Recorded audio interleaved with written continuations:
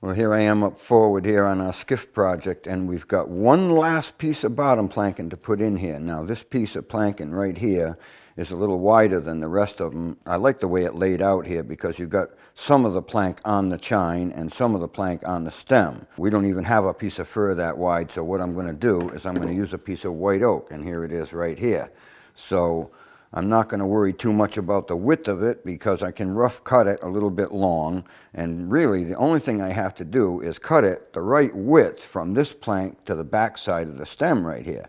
But it's got a couple of complications. The stem is on an angle, and this is 90 degrees to the chine, and the stem is on an angle back, so I can't drop the plank in there like that. I kind of have to feed it in from the end right here. So the thing to do is investigate and see whether or not any one side of this hole right here is any wider than the other, and I think this side would be. So what I'm going to do is take a quick peek at it right here with a pair of dividers and take that width right there, and then I'm going to transfer it over onto the other side over here, and I can see that yes, the other side is just a tiny bit wider. So what I'm going to do is I'm going to cut the whole piece as wide as this side, and then just taper it down from there, and I'll be able to slide it right into position. So I'm going to take this width again, just check it out one more time, and there we go right there. And I'm going to transfer that onto the bottom side of this piece I'm going to use for a plank right here. I'll just put a little poke mark right there, and I'm going to come down this end and do it again down here, and there it is. Now that's a parallel line if I draw it right there with a pencil, and that's what I'm going to do right through there.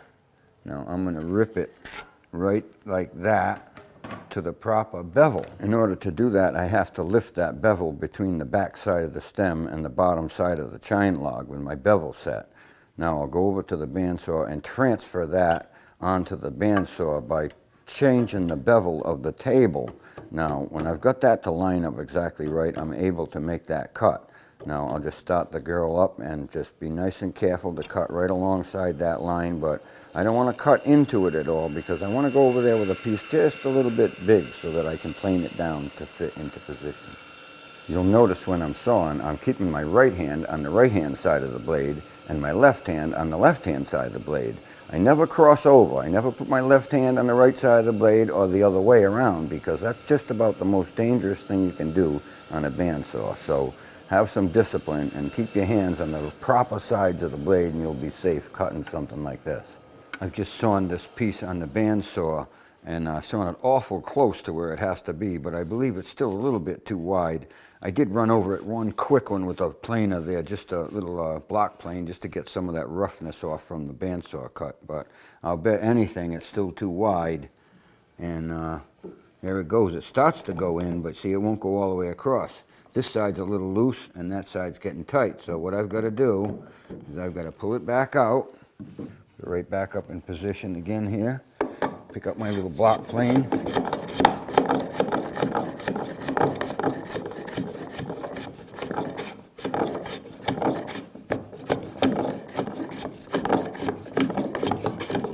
Now, before I get too carried away, I'm going to try it again.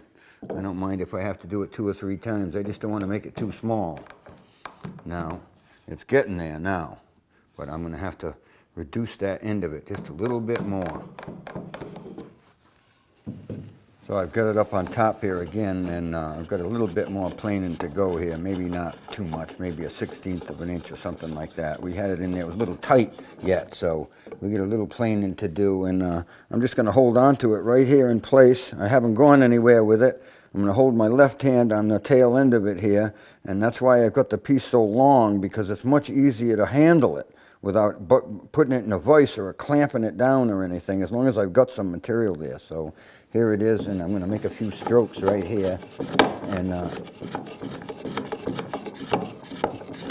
I know it doesn't need much, maybe something like that, and that ought to just about take care of it. So let's take a look.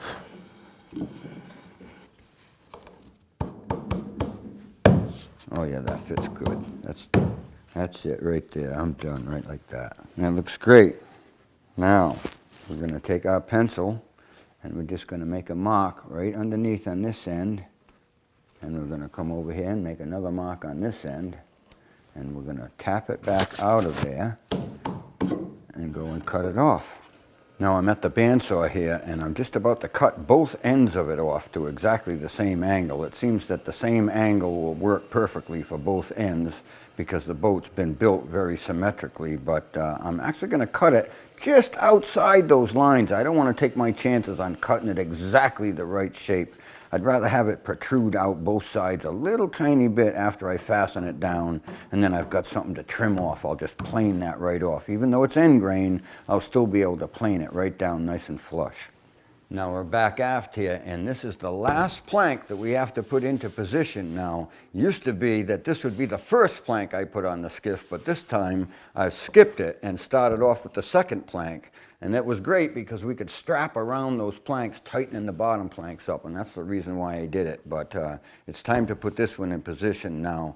It's 5.5 inches wide instead of 3.5 inches wide, but it looks 3.5 inches on the inside of the boat. So it not only looks good, it's nice and structurally solid. It laps over further on the ends onto the chine log, so it fastens down a little bit better.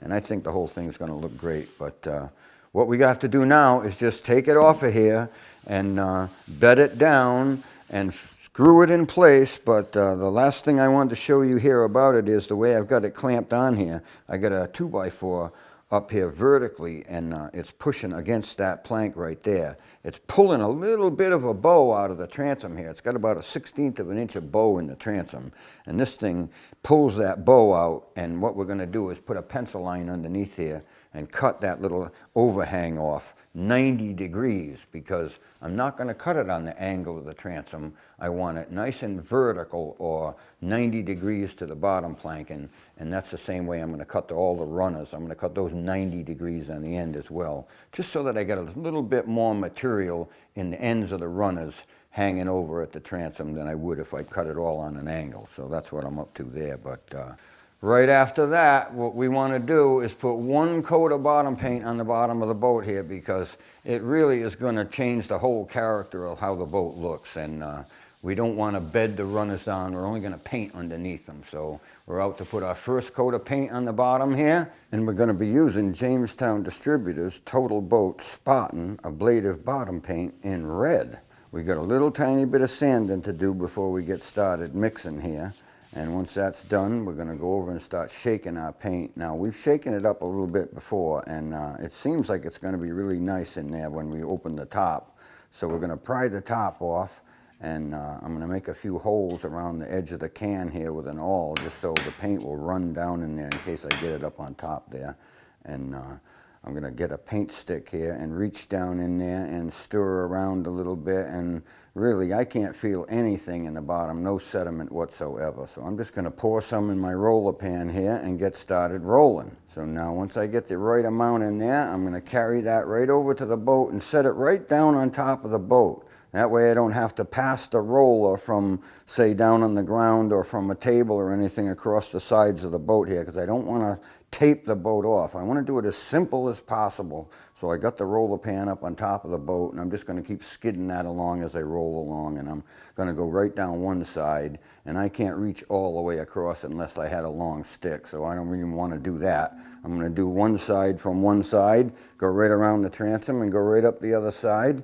Now I'm rolling along with my pan on the left side and the roller on the right hand, and you can see the transformation in the boat as I roll this coat on. It just looks terrific. And wow, what a difference it makes in the way the boat looks. It just defines the very bottom from the very sides. So we've let this coat dry overnight, and there's our first coat of bottom paint right there. Now, the reason why I put a coat of bottom paint on this boat before the runners are on is because I'm not going to bed the runners down. It's going to have 3 runners on the bottom of the boat, one right up the center, and it's going to get fastened through the bottom plank and into that runner from the inside on every plank, 2 fastenings. And it's going to have 2 more runners, one over here and one on the other side. That's quite a bit of fastening to do from the inside, and I won't be able to get all of that done before like bedding would dry. First off, I've got to fasten them down at the ends, the runners, and then get all prepared to flip the boat upside down and get inside of it to fasten that off. So basically, I'm going to put the runners right down just over the bottom paint.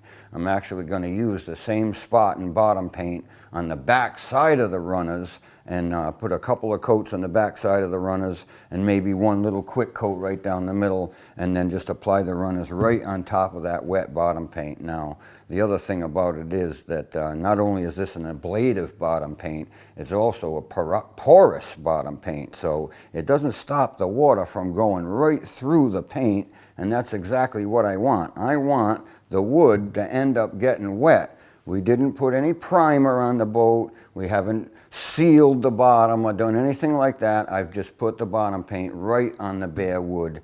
It's certainly a lot less work. It's a lot less coats to attend to and sand and all that kind of stuff. And this is the way to do it right here. There's just absolutely no reason to use any primer or any sealers or anything like that on the bottom of the boat. We want the boat to swell up tight. And with this system, that's exactly what it's going to do. So we're on to putting our runners on. That's our next move. So stay with us, because this is another part that I'm certainly going to enjoy working on.